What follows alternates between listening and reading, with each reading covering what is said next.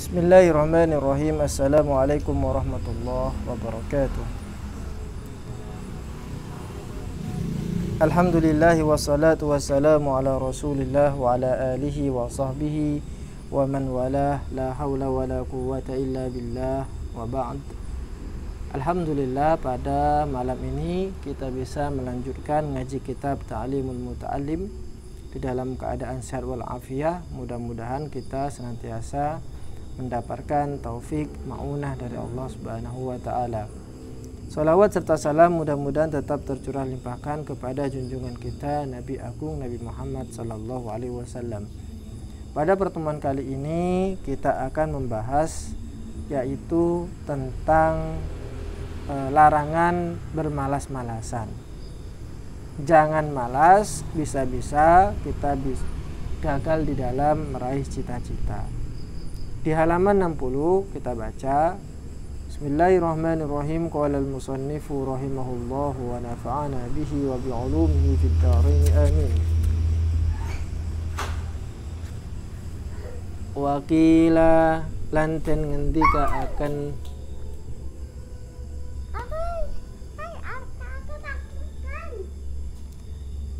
kam min hayain pirang-pirang opone saking wirang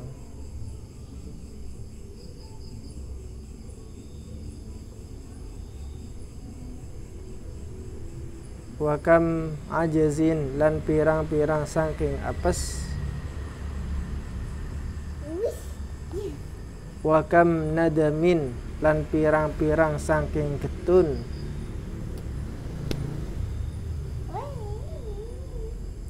jamin kang akeh tawallada kang metu apa haya ajaz lan nadam lil insani maring manungsa mingka salin saking ares-aresan, yang artinya berapa banyak sifat malu, berapa banyak keapesan, berapa banyak pula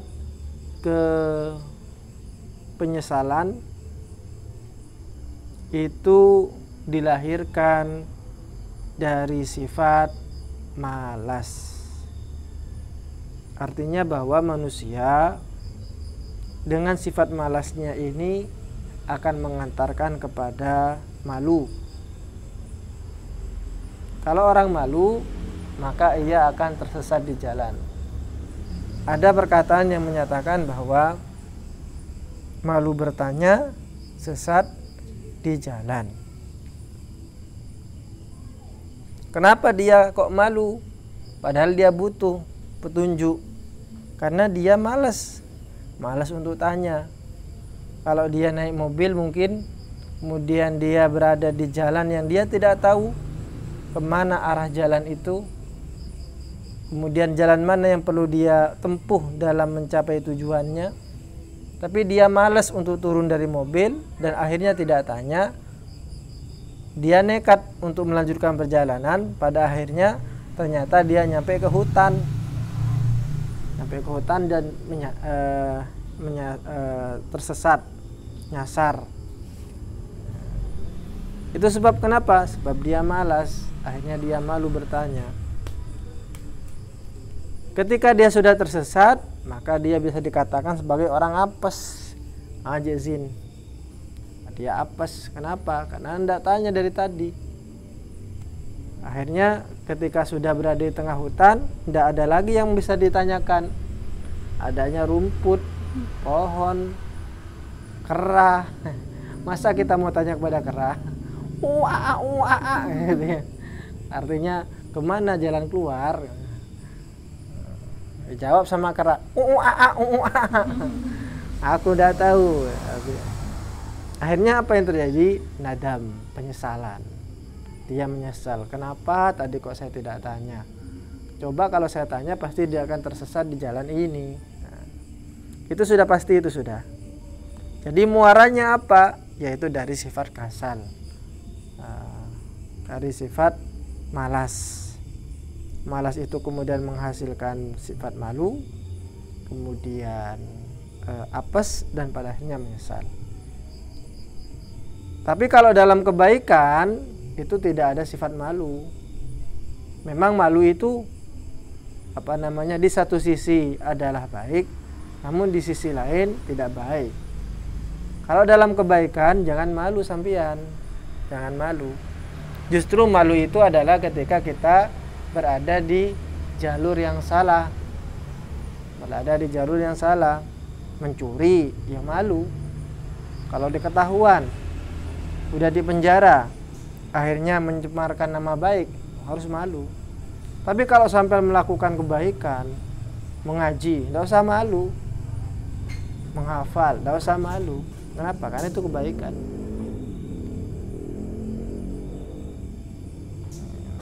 Kalau dalam bahasa yang lainnya itu la haya'a fil ilmi. Tidak ada kata malu di dalam mencari ilmu. Jadi kalau enggak tahu, tanya. Kalau enggak ngerti, tanya. Jadi malu itu akan menjadi sifat yang bagus apabila ditempatkan di tempat yang selayaknya. Sampean malu bertemu dengan orang laki-laki yang bukan mahram sampean. Bagus itu. Kalau sekarang kan enggak, kebalikannya. Giliran dibonceng sama cowok yang bukan mahramnya, bangga dia. Oh, saya sudah laku, sudah punya pacar gitu kan. Enggak malu meskipun dilihat oleh orang itu. Enggak malu. Bahkan dia pasang di statusnya foto sama cowoknya, cekrek ya. Habis itu diupload di Facebook, di Instagram, di status WA-nya, sedang jalan-jalan dengan Mayhubi. Anak sekarang itu tidak ada malunya. Iya ka'angka salin fil bahthi an syubahin. Iya kawatiyo siro ing awa iro. Angka salin saking ares-aresan fil bahthi ing dalem niti-niti an syubahin saking piro-piro serupa ma utawi barang qad alimta kang teman-teman weruh sapa sira wa malan barang qad syukka teman-teman ti mangmangi apa ma mingka salin iku mingka salin saking ares-aresan. Di sini kemudian musannif memperingatkan kita, iya ka'angka salin fil basi an syubahin. Maka janganlah sekali-kali kamu itu malas di dalam mencari mengetahui tentang perkara-perkara yang serupa. Kenapa orang itu kok bingung? Karena ada sesuatu yang serupa. Contohnya kayak tadi itu. Sampai yang bingung. Ini sebenarnya rumah yang saya tuju ini yang nomor A atau yang B? Blok A atau blok B? Kenapa? Karena kebetulan sampai pergi ke perumahan, rumahnya kan sama-sama. Bentuknya sama, kemudian modelnya juga sama, sampai akhirnya bingung. Teman saya ini sebenarnya tinggal di blok A atau di blok B. Kalau sampai tidak malas-malasan untuk bertanya, akhirnya sampai akan tahu, oh ternyata teman saya tinggal di blok A. Tapi kalau sampai malas untuk bertanya, akhirnya langsung masuk saja. Sampai pilih blok B, ternyata di blok B itu bukan teman sampean. Sudah tok tok tok tok tok. Akhirnya ketika dibuka orang lain. Malu apa tidak malu kira-kira? Bertamu di tempat orang yang kita tidak tahu. Apalagi mereka sedang sibuk, kemudian datang kita seakan-akan kita telah mengganggu mereka. Wah, ini sudah ini lagi.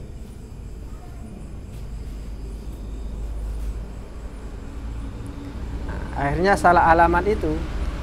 Salah alamat. Atau mungkin sampean punya teman yang suka ngutang kepada sampean.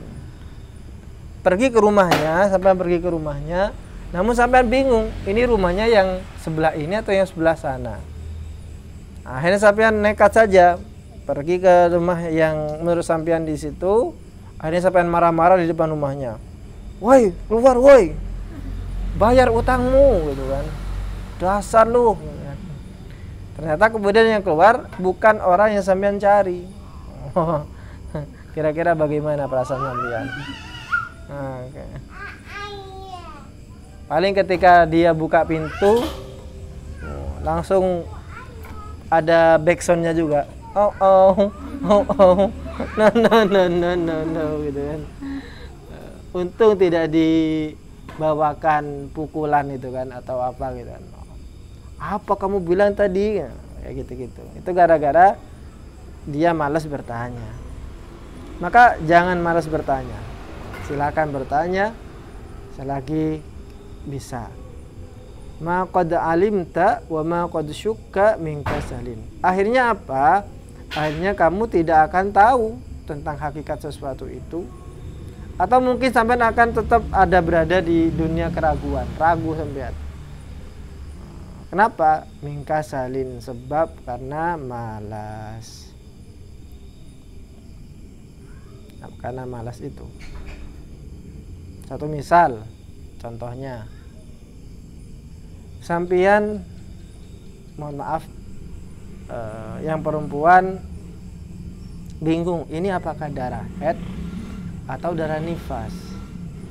Bingung, tidak tahu, karena tidak tahu ilmunya. Tapi dia diam saja. Waktunya ngaji dia diam saja, nggak tanya kepada ustadznya. Akhirnya bagaimana? Akhirnya dia bingung. Ini apa darah ini, apa darah ini. Yang pertama, dia tidak akan mendapatkan ilmu atau pencerahan tentang hal itu. Yang kedua, dia akan ragu. Ini darah apa ya? Atau mungkin jangan-jangan ini bukan darah, ini saus mungkin, gitu kan? Nah, gitu-gitu. Kenapa? Karena malas. Wa qad qila lan teman-teman den ngendika akan al-kasalu utawi ars-arsan iku mingkillati ta'ammuli saking siti angen-angen fi manaqibil ilmi ing dalam pira-pira derajat unggule ilmu wa fadailihi lan pira-pira fadilai ilmu.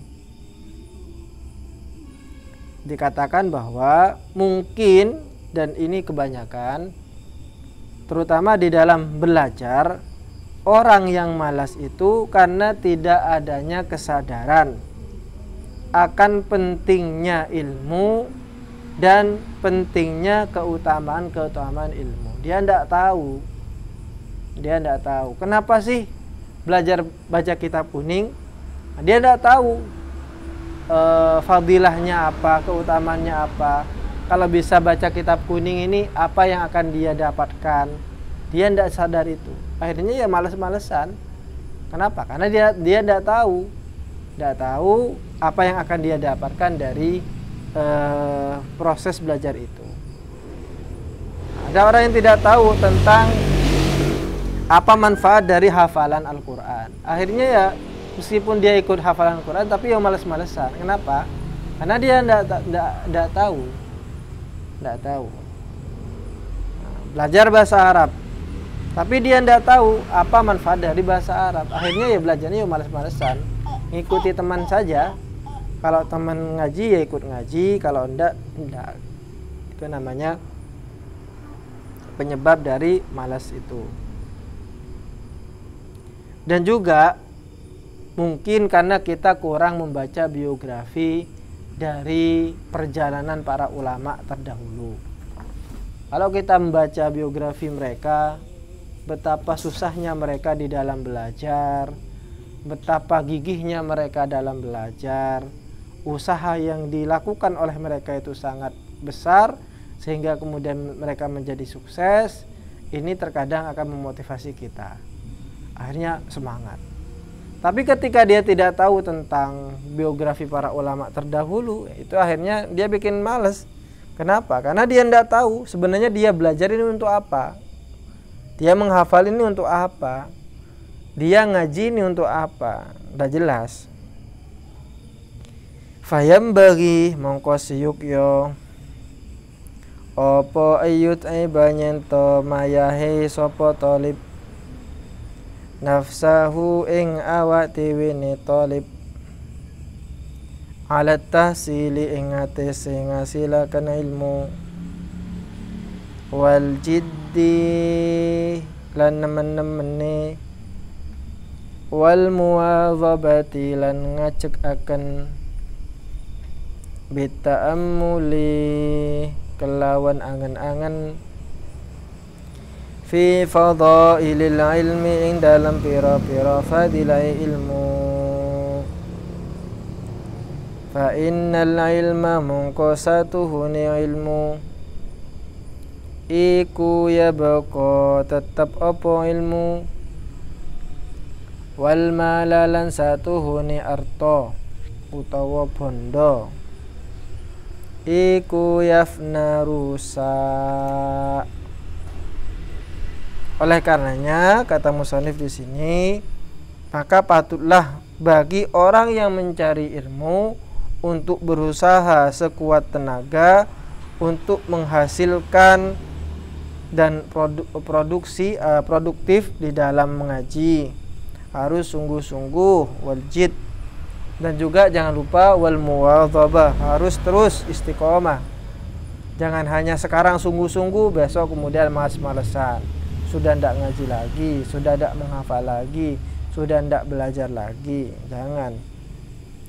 Nah, untuk supaya menjaga semangat kita itu terus berkobar, maka jangan lupa kita memikirkan secara mendalam, mentafakuri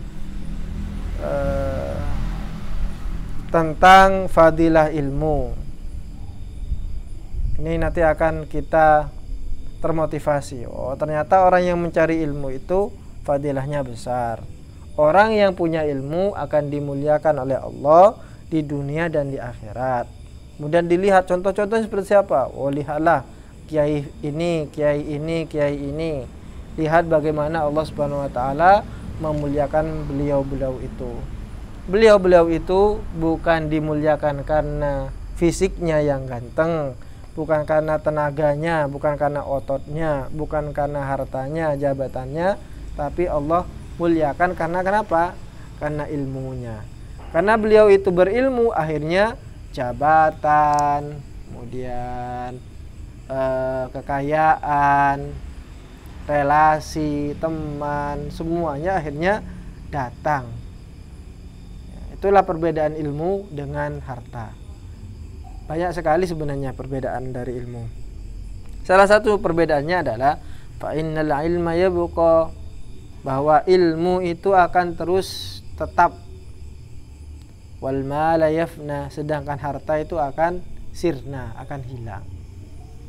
Nah, itu ilmu. Jadi ilmu semakin banyak dipelajari, semakin banyak ditransfer kepada orang lain dengan cara diajarkan, maka ia terus akan tumbuh. Beda dengan harta. Kalau harta itu diberikan, maka ia akan terus berkurang. Jadi perbedaannya, kalau ilmu itu jika diberikan maka akan bertambah. Tidak mungkin sampean memberikan ilmu kemudian ilmu sampean berkurang. Sampean punya ilmu tentang wudhu, sampean ajarkan ilmu wudhu itu kepada santri-santri sampean. Nah, setelah mereka sudah tahu tentang ilmu wudhu, sampean tidak akan kehilangan wudhu sampean. Setelah diajari gitu kan, loh mana wudhu saya kok hilang? Tidak mungkin. Atau ketika saya mengajari sampean cara baca kitab kuning, bacanya gimana, sampean sudah bisa, maka kemudian saya akhirnya hilang ilmu, tidak ada itu. Wow, mana wis cara baca kitab kuning itu, saya taruh mana? Itu kalau ilmu semakin diberikan semakin bertambah. Kok bisa bertambah? Iya, ketika kita berinteraksi, saya baca satu misal, oh ternyata ada yang salah, kemudian sampean koreksi. Oh ini ternyata maknanya ini. Yang awalnya saya dulu tidak tahu, sekarang menjadi tahu. Seperti itu ilmu. Tapi beda dengan harta. Harta semakin diberikan, semakin berkurang. Saya punya uang 1 juta. Kemudian saya kasihkan kepada sampean 900.000. Apakah uang saya berkurang? Ya jelas. 1 juta dikurangi 900.000 menjadi berapa uang saya? Nah, menjadi 100.000. Nah, berkurang. Nah, kalau ilmu itu akan menjagamu. Tapi sebaliknya, kalau harta sampean yang menjaganya. Kalau ilmu itu adalah dia yang menjaga kita, ilmu itu akan menjaga kita. Tapi sebaliknya, harta itu yang menjaga siapa? Kita. Apa buktinya? Contohnya, kenapa orang-orang penting itu presiden, gubernur, bupati itu punya ajudan, CCTV di mana-mana, satpam ada berapa gitu kan? Mulai dari satpam yang ada di gerbang depan sampai satpam yang ada di depan pintu semuanya ada. Kenapa? Dijaga bupatinya, dijaga gubernurnya. Kenapa mereka dijaga? Mereka itu orang penting, orang yang berilmu. Tidak mungkin mereka itu tidak berilmu kemudian sampai mendapatkan jabatan seperti itu. Kenapa mereka dapat jabatan itu? Karena mereka berilmu. Dijaga mereka. Kalau orang yang gila di jalan itu nggak ada yang jagain itu. Biarin sudah jenglen-jengen da beda da temor, ya kan ya. Ngambil ngambil bajunya orang gitu, di sampaian itu diambil, ketahuan pentong gitu kan ya. Kenapa? Karena ya itu tidak punya ilmu. Akhirnya ya seperti itu. Kalau harta itu akan yang menjaga itu adalah pemiliknya, orang kaya, tapi tidak punya ilmu, kaya sekali. Akhirnya bagaimana? Ia bingung. Ia akan senantiasa takut hantui perasaan takut. Takut apa? Takut uangnya dicuri oleh orang. Akhirnya dia pasang CCTV. Kemudian dia menyewa bodyguard, menyewa satpam. Sudah disewa semuanya. Habis itu dia berada di ruangannya, di layar CCTV itu. Dia terus pantau CCTV itu. Kenapa? Dia khawatir takutnya orang yang ia percayai, ya satpamnya, ya bodyguardnya, atau mungkin keluarganya sendiri, takut menjadi musuh di dalam selimut. Justru mereka yang kemudian yang mengambil harta sampean. Akhirnya yang seharusnya satpam menjaga sampean, ini sebaliknya. Pemiliknya atau juragannya yang jagain satpamnya. Satpamnya enak di depan itu sambil jagongan, sambil main remi, santai gitu kan. Sedangkan yang juragannya panik di dalam itu, terus lihatin itu, takut hilang uangnya. Ini. Maka ilmu yang menjaga kita, sebaliknya kalau harta, kita yang menjaga harta.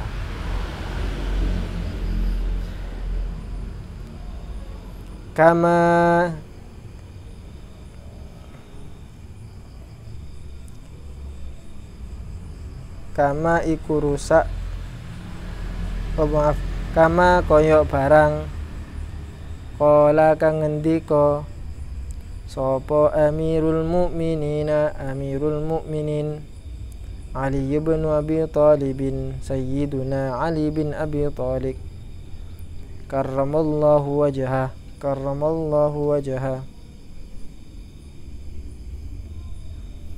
radina ridho utawa nrimo ingsun ismatal jabbari ing pantumi zat kang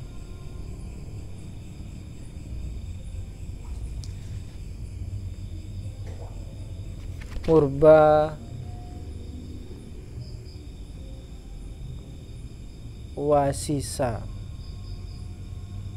Ya intinya al-jabbar itu artinya yang memaksa.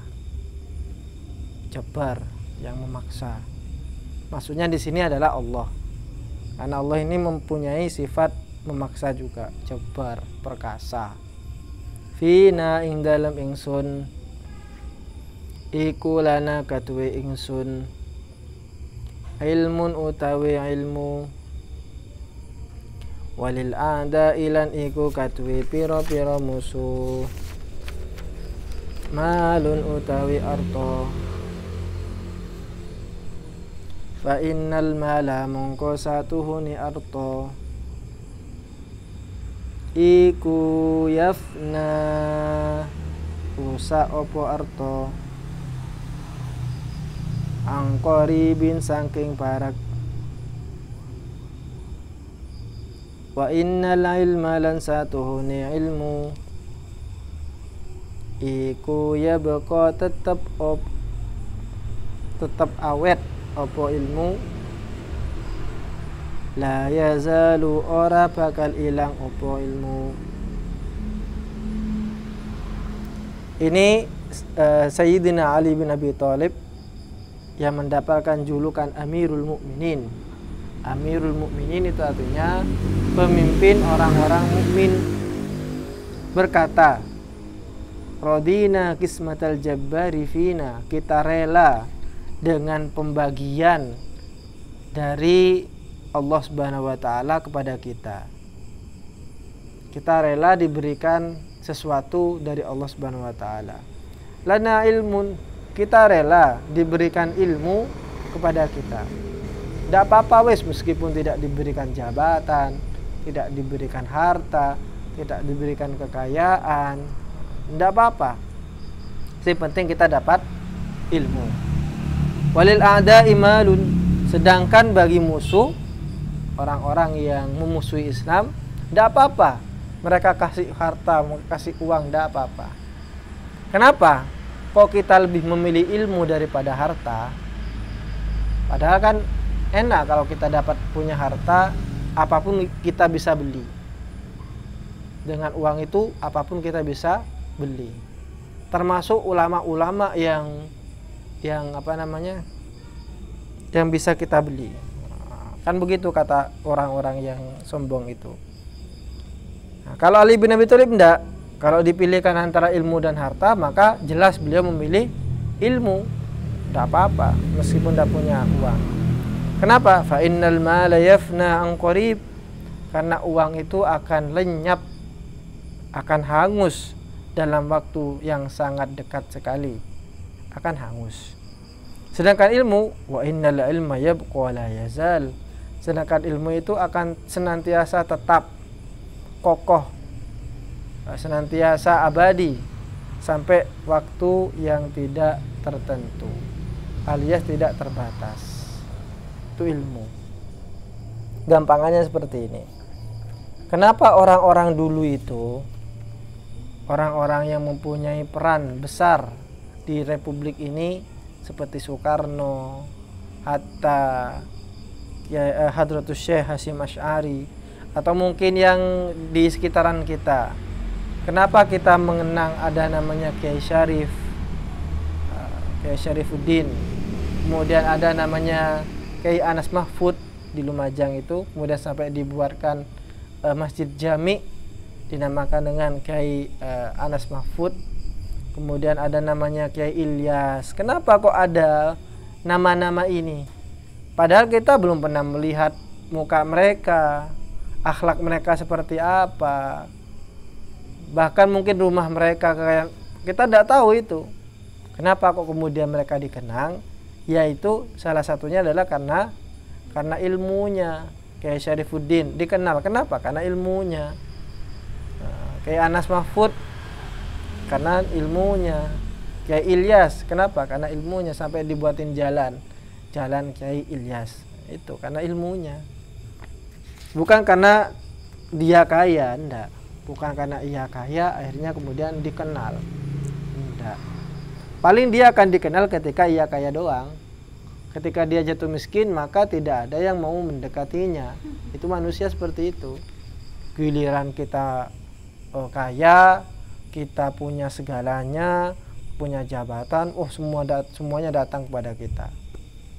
Gak usah jatuh dari sepeda motor, digigit semut saja satu misal, Maka semua orang datang kepada kita menanyakan, sakit enggak, sakit, ini sini saya bantuin, sini saya obatin, gitu-gitulah kan. Padahal cuma digigit semut gitu kan. Nah, ini kalau orang kaya, batuknya saja itu ditanyakan, kok batuk ini, macam-macam sudah, semuanya datang. Kalau orang yang tidak kaya, mau jatuh dari atas genteng, mau gulu, tidak ada yang ngereken itu, dibiarin saja. Itu kebanyakan orang seperti itu. Itu salah itu. Yang kayak demikian itu salah. Kenapa? Karena orang itu bukan dilihat dari kekayaannya, tapi lihat dari ilmunya. Kalau ilmu ada, insya Allah kekayaan, harta, jabatan itu semuanya akan datang sendiri. Pasangan yang ganteng ataupun yang cantik, dia akan datang sendiri. Kenapa? Ilmunya. Yang susah itu kalau tidak ada yang bisa diandalkan. Ilmu tidak ada. Wajah pas-pasan. Sifat ya kayak gitu. Sifatnya satu misal pemalas. Sifatnya sudah pemalas. Kemudian pengangguran. Kemudian ajailan satu misal, kalau makan banyak, wah itu pok tompok sudah itu. Tidak apa-apa satu misal kalau kita sudah ya wajah pas-pasan dari keluarga yang biasa saja, tidak punya jabatan, tapi kok punya ilmu, nah, insya Allah semuanya akan masuk, akan ngejar sampean. Kenapa? Karena ilmunya itu. Maka disitulah pentingnya orang mencari ilmu. Dan ilmu itu bisa didapatkan sekali lagi, yaitu dengan cara sungguh-sungguh. Harus dengan al-jiddu, sungguh-sungguh. Kemudian setelahnya itu al-muwadhabah, harus istiqomah. Terus jangan sampai terputus. Dan yang paling penting itu adalah belajar dari orang-orang yang sukses. At-ta'ammul fi fadailil ilmi wal alim, harus belajar dari orang yang sukses. Bagaimana orang sukses ini bisa menapaki jalan itu? Nah, di situ. Dan orang sukses itu pasti diawali dengan kegagalan. Tidak ada orang sukses tidak pernah gagal, pasti ada gagalnya. Pasti itu sudah, pasti. Pasti ada gagalnya. Sampean tahu Jack Ma yang punya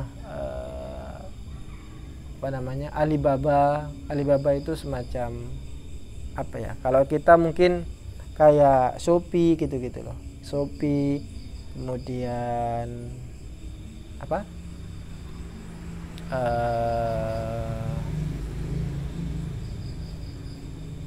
Ya pokoknya aplikasi untuk belanja-belanja gitu. Jack Ma ini sebelum dia memulai bisnisnya, dia kan dari keluarga yang biasa-biasa saja. Dia melamar pekerjaan. Sampean tahu berapa kali dia ditolak? Dia ditolak untuk masuk di suatu perusahaan sebanyak 10 kali. Mau jadi karyawan ditolak terus, ditolak. Akhirnya dia mikir, bagaimana kalau saya mendirikan perusahaan saya sendiri? Ya meskipun pada awalnya masih kecil. Akhirnya dia bikin perusahaannya sendiri dengan ide kreatifnya. Akhirnya terus sampai besar. Dan sekarang sudah menjadi orang tersukses. Bisa dibilang orang tersukses. Termasuk deretan orang-orang yang sukses di dunia ini. Bukan hanya di Cina saja, enggak, tapi di dunia. Nah, seperti itu. Pasti akan dimulai dari kegagalan. Tinggal bagaimana kita mampu menghadapi kegagalan itu. Karena banyak orang yang sekali dia jatuh dalam lubang kegagalan, akhirnya dia tidak bisa move on, tidak bisa bangkit. Ya sudah, akhirnya dia gagal, hanya bisa meratapi kegagalannya. Jangan, tetap harus bangkit. Gagal, bangkit lagi. Gagal, bangkit lagi. Ini saja yang bisa kita sampaikan, mudah-mudahan bermanfaat. Wa akhiran, wassalamualaikum warahmatullahi wabarakatuh.